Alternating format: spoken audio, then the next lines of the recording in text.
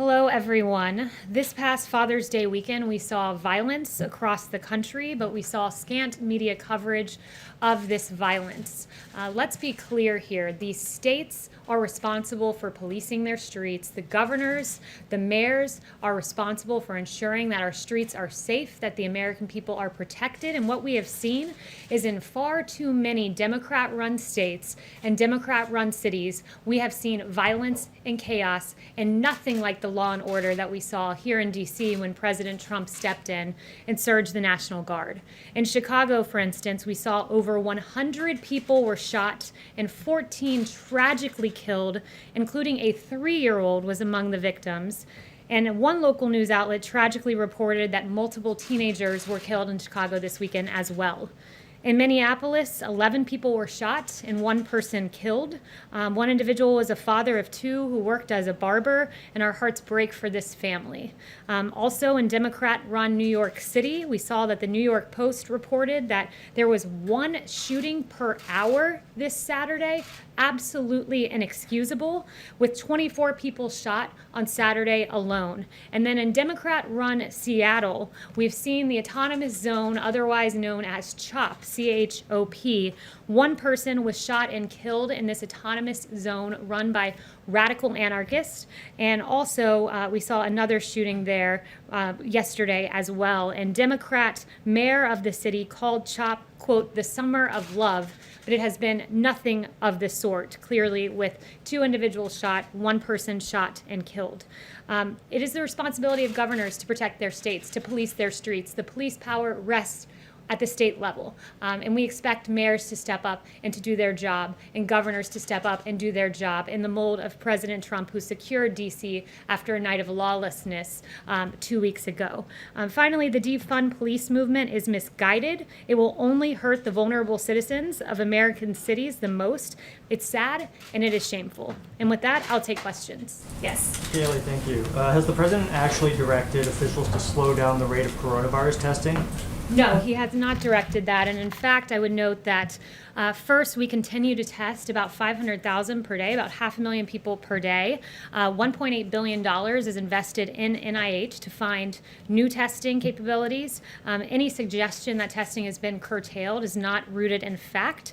And yeah, I would just note the extraordinary efforts of this administration, more than at this point, 26.7 million tests, and we should be north of that. When he said Saturday that he told his people to slow it down, what did he mean by that? The president was trying to expose what the media oftentimes does is they ignore the fact that the United States has more cases because we have more testing. We are leading the world in testing, and he was pointing that out, so that it's a fact that the media readily ignores. So what he's saying that he told his people to slow down testing is not true?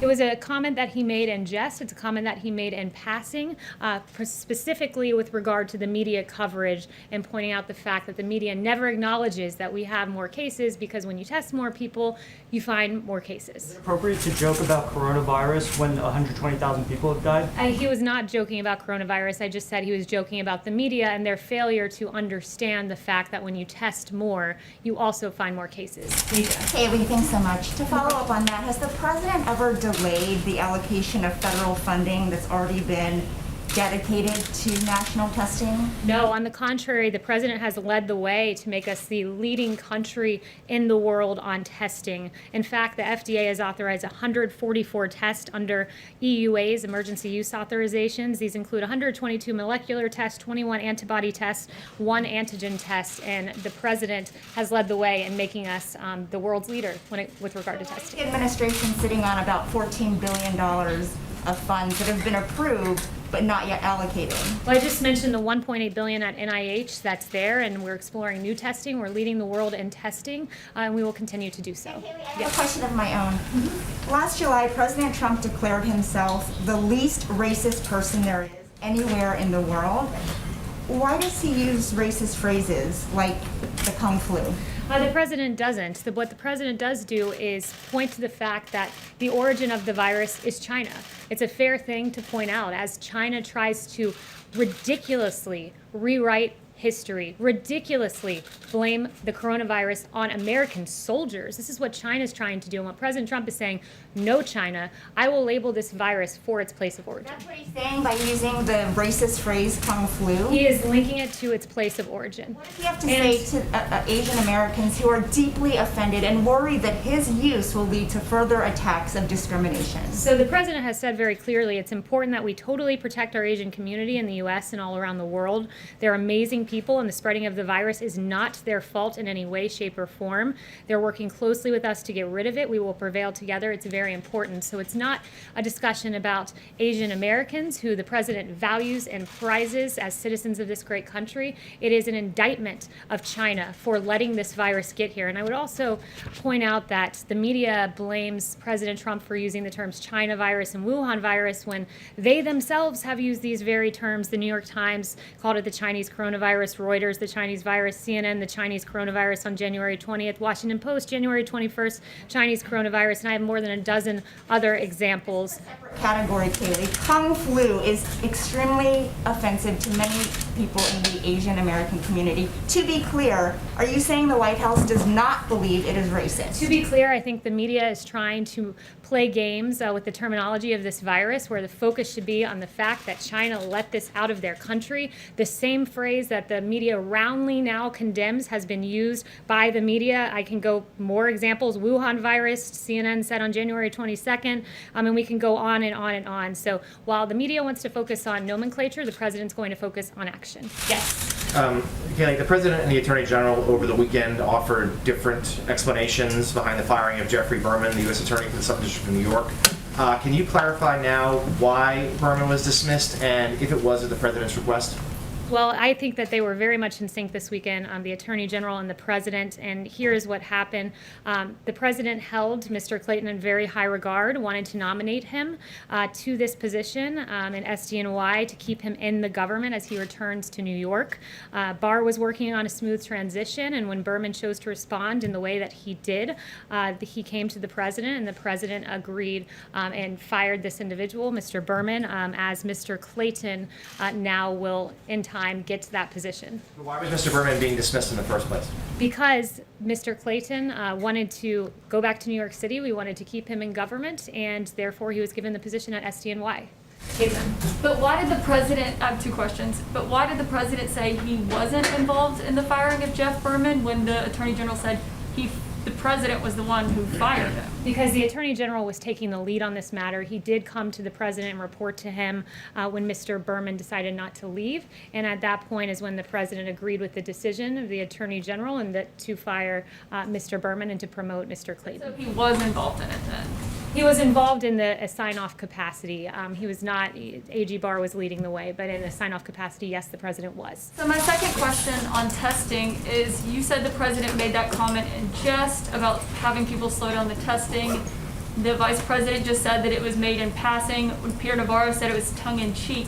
But when the President himself was just asked by a reporter like an hour ago, he did not say that he was just joking when he said that he told officials to slow down the testing. The President instead used that opportunity to extol the fact that we've done more than 25 million tests, that we're finding more people because we're doing more testing. And I would note that what the Vice President said and Peter Navarro, whether it's in jest, in passing, or tongue-in-cheek, those are all synonymous. Well, why is that yes, funny? Justin. And I just want to note, to follow up on BJ, you don't even have to answer this. The media has never called it the Kung flu. Calling it the Chinese coronavirus and calling it the Kung flu are very different things. The media and your network specifically, CNN called it the Kung flu. the media and your network specifically have repeatedly used the term China virus and Wuhan virus, and then gone on to deride the President as somehow using a term that they themselves have never used. So we can go through CNN's history. Kayleigh. I'd be more than happy to go through CNN's history. On February 9th, you guys talked about the Wuhan coronavirus. On January 23rd, you guys talked about the Wuhan coronavirus. On January 22nd, the Wuhan virus. I can write it all out for you and detail it for you in an email. Kayleigh, Yes, you've got to Justin. admit that. It is not the same thing as calling it the Yes, Kung Justin. flu. I first want to just follow on what you're just talking about with Berman. So obviously the president made the decision to nominate Clayton for the job, and that led to the sort of kerfuffle that we saw over the weekend.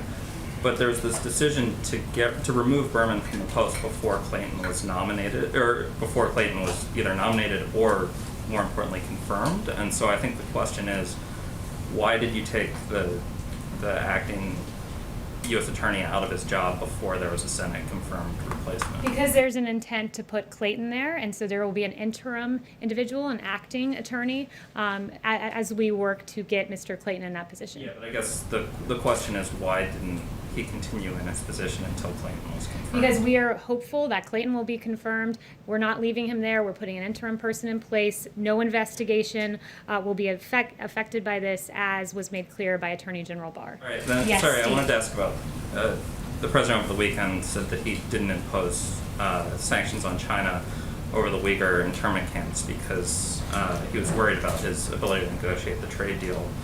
But since the trade deal was signed in January, China, as you mentioned earlier, not only has acted in ways that you frustrated with on coronavirus, but the president has announced their behavior in Hong Kong, and they've failed to live up to many of the tenets of the trade deal itself. At the same time, the president signed an executive order on international religious liberty. So I'm wondering when, if ever, is the president actually going to sanction Chinese officials under either the original legislation or the legislation he signed last week? So I'll get an update for you on that, but what I will say so far is, and you noted this in your question, that he signed legislation to hold China accountable for the treatment, for their treatment of the Uyghurs and other minorities in China. But he also previously has imposed visa restrictions on Chinese officials for roles in China's treatment of Uyghurs and other minorities. He's blacklisted companies that were complicit in China's treatment. He has taken strong action, but I will get back to you on that. Yes, Steve. Is the president happy with the size of the crowd in Tulsa? The president was very pleased with the rally. I was with him, and I just have to say, these media reports that he was somehow furious on the plane, there is no grounding in fact to that. I was with him on Marine One on the way there, on Marine One after. He was very, very pleased with how the rally went, and the media reporting on this prompted me to go around and ask some of my colleagues if they saw something different. And I spoke with Dan Scavino, who was in the Beast with the president right after the rally, and said he was very energized, having been around the American people. So he's quite pleased with how the rally went. And even a political pundit wrote to him that it was one of the all-time great speeches they'd ever heard. We saw him expose his own humanity when he described the wonderful West Point story. The speech made his message so clear and compelling that no one could possibly have missed it, and it was so great to be out of the swamp and in the country. And those comments are how the president feels too. And are you going to make any changes to these events, like have more outdoor events where people aren't clumped together, or what's been contemplated? So on the note of future rallies, I'd refer you to the campaign. Yes. Thanks so much, Kayleigh. I wanted to ask on the coronavirus, who is the most senior person at this time who is focused full-time on coronavirus with no other duties, simply coronavirus? Who would that person be, and what type of authority does this person have to spend U.S. resources? So in the Trump administration, we're quite good at doing two things at once. We're expected to do many things at one time. The vice president is continuing to lead the task force. They meet regularly. Dr. Fauci is there. Dr. Birx is there. Dr. Redfield is there. They're regularly talking to governors. They had a governor's call today. The president is regularly briefed about the state of coronavirus and is regularly involved in decision making as we move forward. Is there a specific person who is focused on this full-time with no other duties? A lot of people are focused on this full time. Most senior person, who would that be? Dr. Redfield, Dr. Birx, Dr. Fauci, all of our experts are involved. The vice president leads the task force each and every day, but we do many things at once in this administration, and we've done quite a good job with coronavirus. And it's we're pleased to see that it's a tragedy anytime a life is lost to coronavirus, but we are pleased to see that yesterday, for the first time, there were under 300 fatalities. So we are trending in the right direction. We're aware when there arises here and there, and those embers, we are equipped to go in, to handle, to put out, and to save as many lives as possible. And thanks to President Trump, could have lost 3 million lives, but we lost far fewer because President Trump took action early. Yes. Kayleigh, two on Venezuela, but first I just wanted to follow up very quickly on Weisha's question and Caitlin's follow-up. Does the president regret using the term Kung Flu, regardless of the fact that media organizations, including my own, had early on described the virus as the Wuhan virus? That is a different thing than saying Kung flu. Does the president regret using that term? The president never regrets putting the onus back on China, pointing out that China is responsible for this and in the process standing up for U.S. troops who are being blamed by China in a campaign of misinformation. And on Venezuela, who does the president consider to be the legitimate leader of Venezuela? And is he still interested in any form in meeting with President Nicolás Maduro? Yeah, I'm very glad you asked this question. The president tweeted today that unlike the radical left, I will always stand against socialism and with the people of Venezuela. My administration has always stood on the side of freedom and liberty and against the oppressive Maduro regime. Nothing has changed.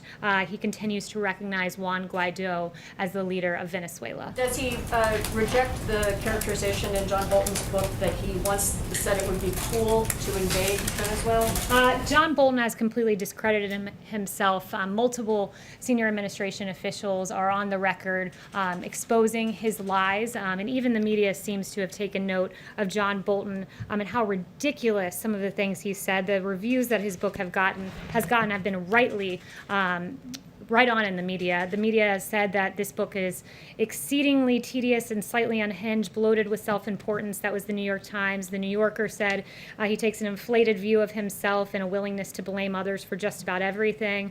The Federalist talked about the numerous serious factual flaws which have been underlined as being false by Pompeo, Lighthizer, and others who have all come out and said that this book is full of mistruths about themselves and about others in this administration, and certainly about the president. Does he claim that that was untrue then?